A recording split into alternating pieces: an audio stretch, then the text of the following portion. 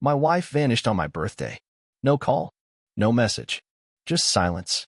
I was sitting alone at Olive and Oak, at a corner table we'd reserved weeks ago. The candle between the steaks flickered against the untouched wine glasses. I remember checking my phone 27 times. She wasn't answering. My friends texted birthday wishes while I stared at the entrance like a damn fool. The waiter asked if I'd like to order. I told him to give me 10 more minutes. Then 10 more. Eventually, he stopped asking. I waited for 3 hours. At midnight, I drove home with the cake still boxed on the passenger seat. I even left a slice for her in the fridge. Pathetic, right? That night, I didn't sleep. Just lay there in the dark, listening for the sound of her keys in the door, a car pulling into the driveway. Nothing. She came home the next morning at 7:42 a.m. And she was drunk. Hair a mess. Smelling like tequila, expensive perfume, and something sour underneath. Betrayal has a scent, I swear. I didn't say a word. I just watched her stumble in like she owned the place, like she hadn't just disappeared on the man she promised forever to. Then she smirked. That goddamn smirk. She dropped her heels on the floor and said, "Your birthday could never compare to what I did with Mike." I didn't even know a Mike. She leaned closer, eyes glassy but cruel. He gave me something you never could. That moment burned itself into my skull. Not the words, the way she said them. Like she'd been waiting to say them. Like she wanted to hurt me. I didn't scream. I didn't ask questions. I nodded once, said, "You should get some sleep." But in my head, the plan was already in motion. Let me backtrack. Her name is Rachel. Blonde, green-eyed, flawless on Instagram. The kind of woman who smiled at strangers, but spat venom at home. We'd been married 6 years. The first 3 were, all right. The next 3? Like walking barefoot on glass. She blamed everything on me. The job, the house, the lack of thrills. Said I was too safe, too boring, too dependable. I used to think that was a compliment. Turns out, it was a warning shot. She met Mike at a conference in Austin last month. That's what she said, at least. A software developer from Miami. Yeah, I did my digging later. He wasn't just a developer. He was her everything behind my back. And the worst part? I didn't see it coming. Or maybe I refused to. Because I remember the signs, how she started going to yoga 3 times a week in full makeup. How she kept her phone glued to her palm. How she changed her passcode. How she suddenly started caring what she wore to the office. There was even one night she came home humming. And when I asked what was so good, she said, "Wouldn't you like to know?" I should have known right then. But love makes you stupid. So back to that morning. After her little declaration, she passed out face down on the couch like nothing happened. Like she hadn't just ripped out my spine and used it as a skipping rope. I sat in the kitchen, stared at the fridge. I knew I had 2 choices, cry like a broken fool, or plan like a man who's done being played. I chose the second. First, I took her phone while she slept. Scrolled through her texts. She didn't even bother deleting the messages. "Mike, last night was unreal. That thing you did in the car." I'm still grinning. "Rachel, he still thinks I was with Karen. He's so gullible." I kept scrolling. There were pictures, voice notes, video clips blurred, but enough to make my stomach twist. One clip ended with her whispering, "He'll never be you, baby. You make me feel alive." I stood up and almost punched the fridge. But I didn't. Because revenge is best served cold. That day, I started building the web. Quietly. Strategically. My brother Noah is a cop. My friend Luke works at a bank. And my lawyer cousin Ellie? Well, let's just say Rachel had no idea she signed her own trap when she married into this family. While she was out meeting friends, I was installing cameras. Recording calls. Backing up her files. Building a case so tight, she wouldn't be able to breathe without stepping on a landmine. And Rachel? She kept cheating. Kept lying. Kept laughing. She had no idea that her birthday surprise for me would be the beginning of her end. She thought she'd won. But she forgot one thing. I don't break. I build bombs. And I smile while I'm lighting the fuse. By the time Rachel sobered up that afternoon, I'd already seen everything I needed.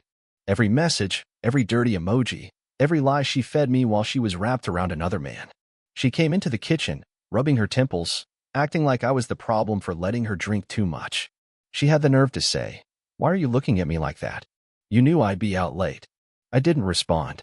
I just handed her coffee and said, "Yeah, you were unforgettable." She smirked again, like I was the joke. But I was already 5 steps ahead. I saved every message, every video, forwarded everything to a private folder on my cloud. And then I started watching her differently, not like a husband, but like a hunter studying a target. She thought I was still the quiet fool who paid the bills and folded her laundry. But the game had changed. That night, I sent a message to Mike. From her phone. Last night got me thinking. Maybe we tell him soon. I wanted to see what he'd say. Mike, are you crazy? I'm not blowing up your marriage for this. You said it was just fun. Rachel, me, I want more. I think we should be together. I wanted panic. And I got it. Mike, no. Stop texting me. This was a mistake. Boom. The first crack in their little fantasy. The next day, Rachel told me she had a girls' weekend planned. Classic. I told her, you deserve it, babe. Have fun. While she packed, I slid a small GPS tracker under her car. Nothing fancy, just enough to track every move. That weekend, she didn't go anywhere near her girlfriends. She drove straight to a cabin in the hills. Guess who showed up 2 hours later? Mike. I watched it all from my phone. Tracker pinged his location, too. I matched the timeline with her texts. Rachel, bring the champagne. I need you to erase the guilt. Mike, you have no guilt. That's what I like about you. And there it was. She wasn't confused. She wasn't torn. She was in control the whole time. Manipulative. Cold. Calculated. She even posted a selfie online with a caption. Me time vibes evergreen tree kiss mark. The lies weren't just for me. They were for the world. But I wasn't going to confront her. Not yet. You don't ruin a house while it's still on fire. You wait till the embers die, and then you bury the ashes. I spent that weekend preparing. Moved some money out of our joint account into a private one. Changed the locks on the garage. Printed every piece of evidence into a thick, color-coded folder I labeled Rachel's Choices. When she got back Sunday night, I was sitting on the couch, folder in hand. She walked in like she owned the world. Tossed her bag on the floor and kicked off her boots. Did you miss me? She said, grinning. I tapped the folder. Not as much as you missed Mike, I bet. Her face dropped. Then she laughed, loud and fake. What are you talking about now? I opened the folder. Held up one of the printouts. Her in Mike's lap. His hand up her dress. She went silent. For 2 full seconds. Then, she rolled her eyes. Oh, come on, Daniel.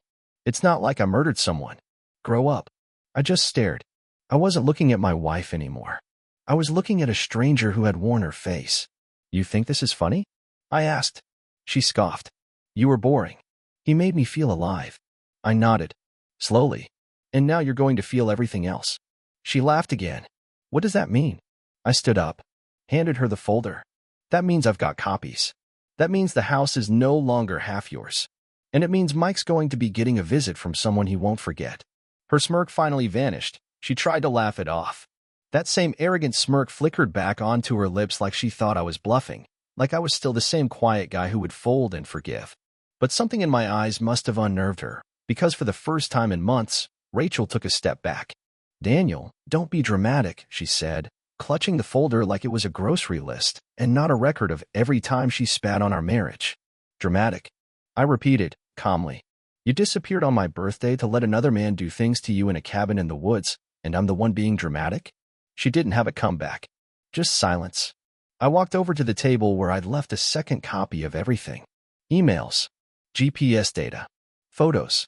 Screenshots of her messages to her friends where she called me deadweight, a puppy on a leash, and worse. I'd highlighted the ones where she mocked the gifts I gave her, laughed at the dinners I cooked. You printed all this? She asked, her voice smaller now. No longer the queen of the show. You planned your lies, I said. I just organized them. She stared at the pages like they were on fire. I made mistakes, she said suddenly, switching gears like the manipulator she was. But you weren't exactly the perfect husband either. There it was. The pivot. No apology. No remorse. Just deflection. What did I do? I asked. You didn't see me, she snapped. You were always working.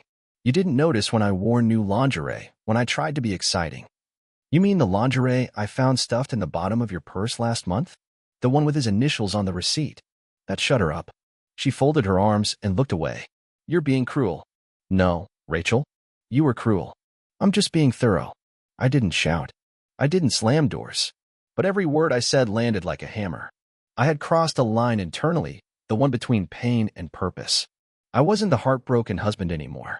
I was something colder. More precise.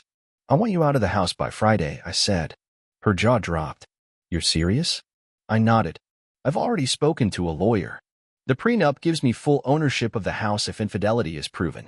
And, Rachel? I leaned in close, looking her dead in the eyes. I proved it. She looked like someone had punched her in the gut. I didn't think you'd do this, she muttered. You were always so weak. No, I said. I was patient. There's a difference. She started pacing. Where am I supposed to go? Mike's got a nice cabin. Or maybe Karen will take you in if she knew everything, didn't she? She froze. You didn't think I'd dig into your little circle too? I continued. Karen covered for you. Beth helped you delete call logs. I've got it all. She turned on me like a cornered snake. You planned this. No, I corrected. You did. I just wrote the ending. The rest of that night was quiet. She sat on the couch with her arms wrapped around herself, staring at the wall. I didn't feel bad. I felt clean. Later, I heard her crying in the guest room. The same room she used to say was too cold to sleep in during winter. Now it was hers. Fitting, really. I lay in my bed and stared at the ceiling, listening. Not with sympathy. Not with love. But with the silence of someone who had finally let go of the lie. It wasn't grief anymore. It was clarity. And when I closed my eyes that night, for the first time in months, maybe years, I slept straight through till morning. 2 days after Rachel was out of the house, I stood outside Mike's apartment. It was a sleek complex downtown. The kind of place that screams, I care more about the gym on the second floor than about real relationships. Stainless steel, keyless entry, fake modern art in the lobby. I waited until just after sunset, when people were coming back from work, and used the building directory to buzz a random tenant. They let me in without asking. I walked down the hallway until I found Unit 12B. His name was taped to the mailbox, M. Carlton. I'd expected something douchier, but it still made me clench my fist. I didn't knock right away. I needed a second to breathe. I wasn't here to swing or scream. I was here to finish the loop. The door opened before I could knock. Mike stepped out, trash bag in hand, almost bumping into me. He froze when he saw my face. I smiled. Hey there, Mike. His eyes widened. Daniel. Surprised? I said. Don't worry. I'm not here to fight. We're past fists. He stepped back fast, dropping the trash bag in the hallway. Look, man, I don't want any trouble. I didn't know. You didn't know she was married? I tilted my head. Come on. You both mocked me in texts. He flushed. She said you two were basically done. That she was trapped. I chuckled bitterly. Trapped? In the house I paid for? The one she decorated with Pinterest boards and screamed about needing quartz countertops in. He had no response. I stepped forward, slow. Not threatening, but dominant. You know what bothers me most, Mike? Not that you touched her. Not even that she let you. What bothers me is that you both thought I was stupid. That I wouldn't find out. I swear, I didn't mean for anything to you. You did mean it. You meant to enjoy what wasn't yours. And that's fine. I'm not here to teach you morals. I'm here to give you something. I pulled the folder from my bag. Just like I'd handed one to Rachel. Read this. All of it. Every screenshot. Every lie she told you. You'll find out she said the same things to me when she first met me. Same lines. Same tricks. You were never special. Just next. He hesitated. Why are you giving me this? Because you're not my problem anymore. But she's going to make you her new one. And I want you to see her clearly when she starts crying, when she tells you she never felt safe with me, when she begs for you to take her side. He reached out slowly, took the folder. Then I leaned in one last time. She'll ruin you, Mike.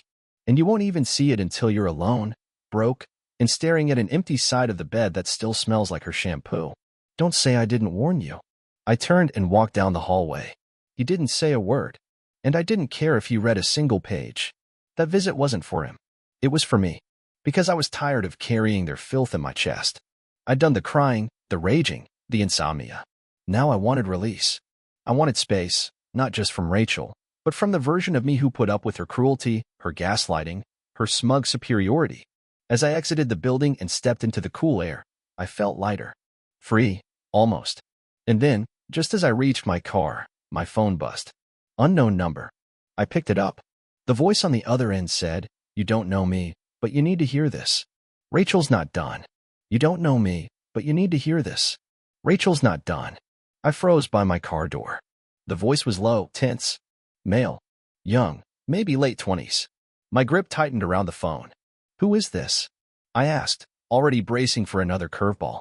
My name's Eli. I met Rachel a few weeks ago. She told me she was separated.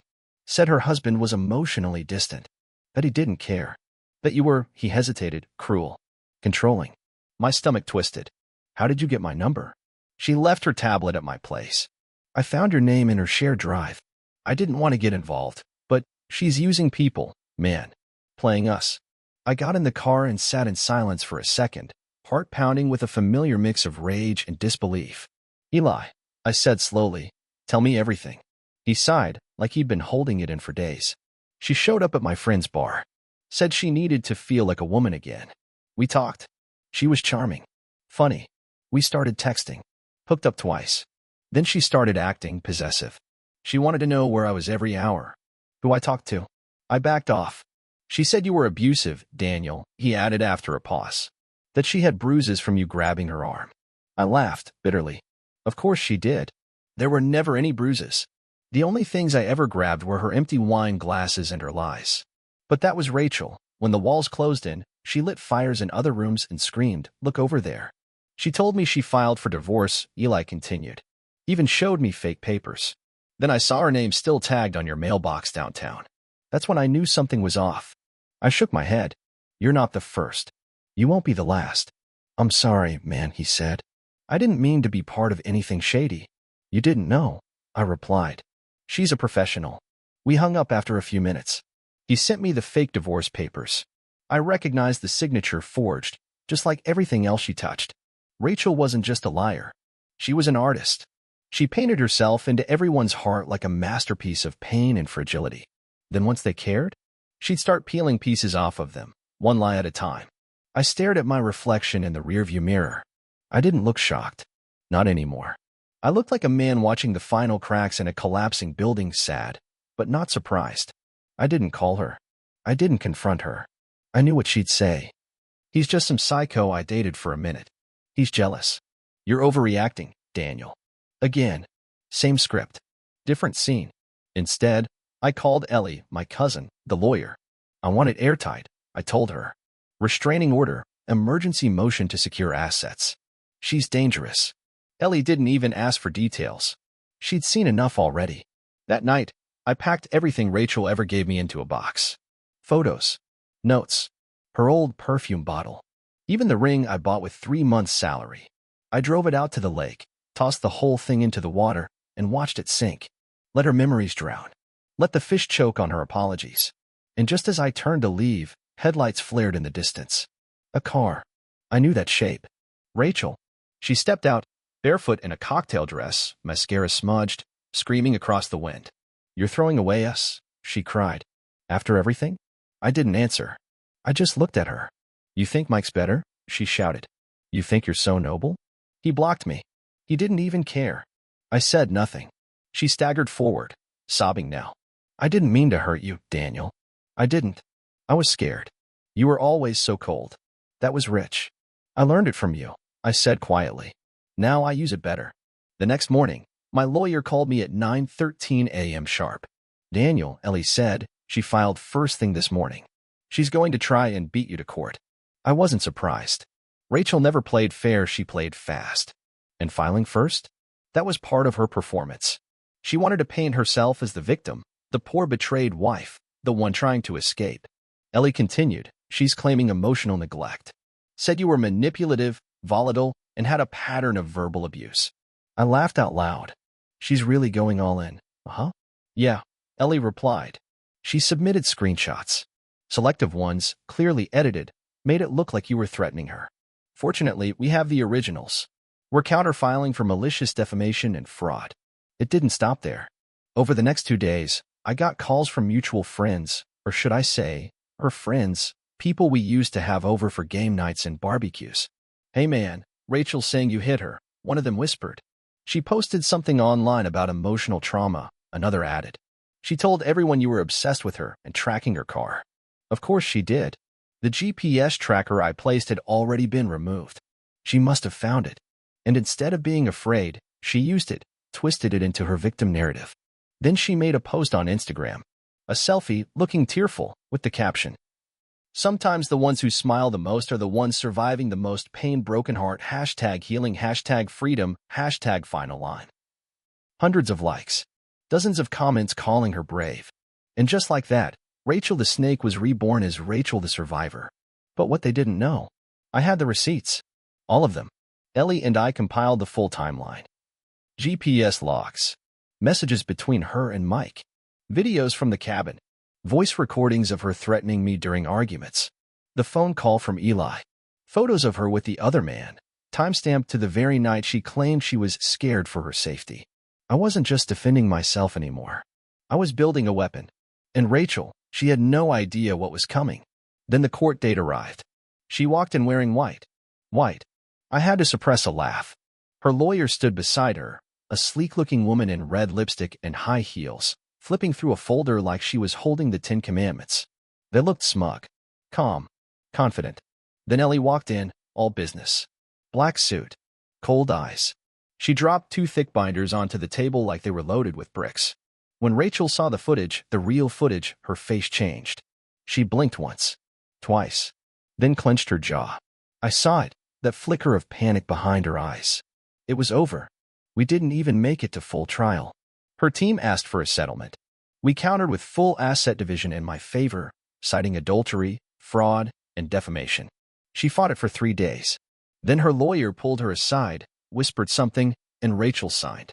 She walked out of the courthouse with sunglasses on, head high, but her hands were shaking. I watched her climb into the passenger seat of a car I didn't recognize. She didn't look back. I stood there for a long time after she drove off. Not smiling, not satisfied, just finished. It wasn't justice, but it was close enough. That night, I poured a drink, sat on the patio, and breathed like I hadn't in years. No more gaslighting. No more lies. Rachel was gone, and this time, it was permanent. After the courthouse, everything went still. No more texts. No more slammed doors. No crying fits at 2 a.m. No perfume-soaked apologies or, "I just need you to listen for once" speeches. The house was quieter than it had ever been. At first, I thought the silence would feel like peace. It didn't. It felt like standing in the aftermath of a storm. Debris everywhere, roof torn off, walls cracked, and the wind still whispering she was here. I started noticing things I hadn't paid attention to in years. The way the sunlight hit the corner of the living room around 9 a.m. The small creak in the stairs I always stepped over but never fixed. The sound the fridge made when it kicked on, humming in an empty kitchen that used to be filled with passive-aggressive conversations over coffee. She wasn't just gone. She had evaporated. Took the noise with her. The chaos. The lies. And for a while, I wasn't sure who I was without her storm cloud hanging over me. One night, maybe a week after the court date, I found myself standing in front of my bedroom closet. Her side was empty now, but the space still smelled like her. Like coconut shampoo and the kind of expensive perfume you buy not because it smells nice, but because it tells people you're rich. I stood there for a long time, just staring. And then I laughed. Quietly, bitterly. She was like a bad magic trick, dazzling on the surface, full of illusions, until the curtain dropped and you realized the rabbit was fake and the hat was hollow. I boxed up the rest of her things the next day. Perfume bottles. Scarves. The necklace I bought her for our 3rd anniversary. The one she wore to her dates with Mike, apparently. I stuffed it all into a container and taped it shut like sealing off a time capsule of betrayal. I didn't burn it. Didn't toss it into the lake. I donated it to Goodwill. Let someone else have it. Maybe the perfume would make some woman feel beautiful again, just without the deception. I started rebuilding. First, small things.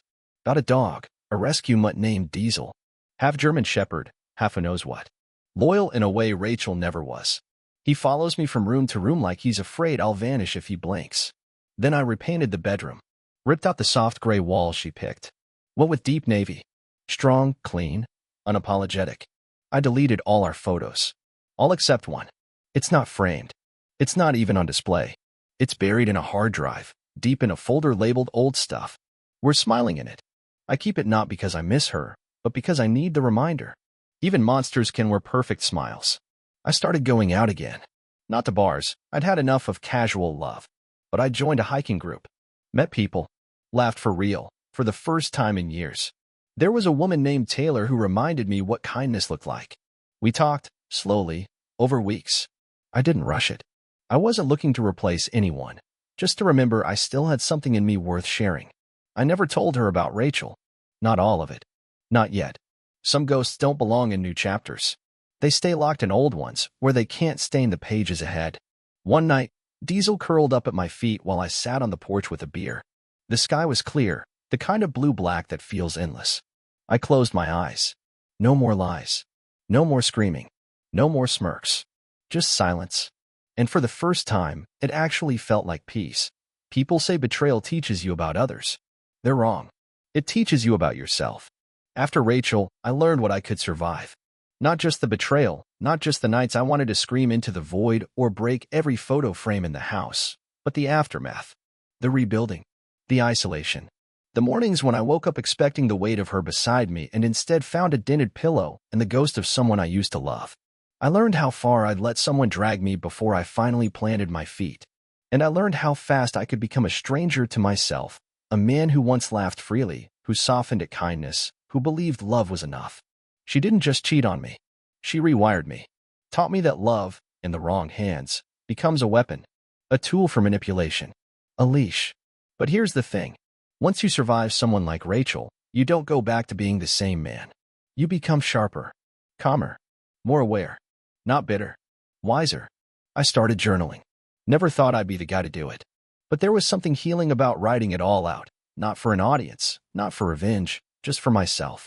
Page after page of raw, unfiltered memories. The cabin. The lies. The smirk.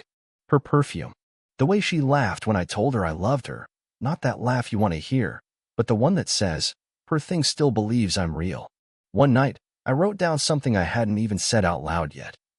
She didn't break me. She just showed me the cracks I needed to seal. That sentence stayed with me. I stopped blaming myself. I stopped blaming only her, too. Because here's the truth most people won't tell you. People like Rachel don't just slip through the cracks in your life. You make space for them. You excuse the early red flags. You rationalize the first lies. You let yourself be gaslit because it's easier than admitting the person you love is a fraud. I let her in, and she used everything I gave her to destroy me. But now I guard the doors of my life like a man who knows what it costs to be careless with your heart. Rachel sent me a text 3 months after the divorce was finalized. One line. I think about you sometimes. I didn't reply. I didn't even save the number. I just blocked it and moved on. Thinking about me was free. Cost me nothing. And she'd already taken enough. These days, I don't look over my shoulder. I don't wonder who she's lying to now. That's not my concern anymore. Let Mike deal with her games. Or Eli, or whoever's next on her list of disposable lovers. Let them find out the way I did, slowly, then all at once. I walk different now, talk different. I laugh slower, trust harder, but I also see clearer. I've rebuilt, not just my life, but myself. Stronger, sharper. And I'm not afraid of falling in love again. I'm just not afraid of walking away this time, either. If I could say anything to the man I was the night she smirked and told me about Mike, I'd look him in the eye and say, this pain? It's not the end.